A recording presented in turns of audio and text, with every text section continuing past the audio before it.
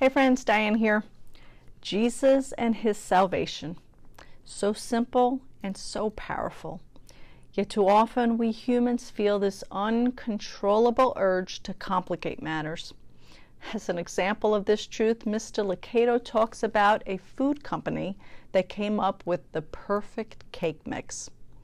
It required no additives, no eggs, no sugar.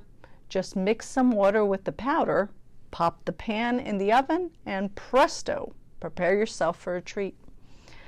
Yet no one bought the item, exactly because we humans feel like we just have to add our own little something or else it's just not right.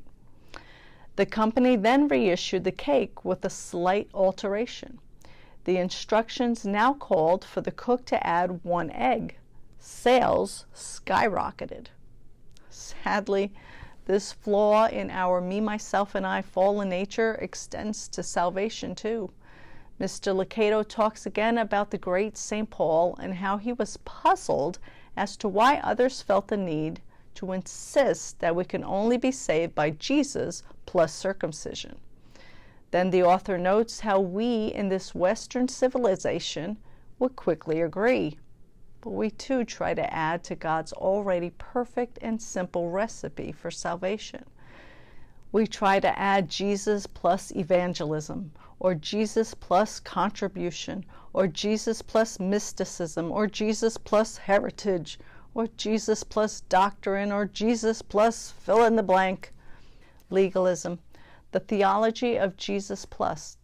Legalists don't dismiss Christ, they trust in Christ a lot. But they don't trust in Christ alone. We falsely think there must be something I need to add to the act of salvation. There just must be.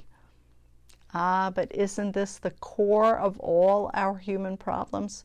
Isn't this the self-absorbed, self-centered, selfish nature that leads us away from God instead of closer to Him and His salvation? Isn't this you and I trying to insert ourselves into the bullseye of life again? Me, myself, and I mentality demands we play a part, and a big part, in our own salvation. Self-salvation makes light of our problem. My friends, salvation comes from and through Christ alone. To think otherwise can be deadly. Let's continue tomorrow. See you then.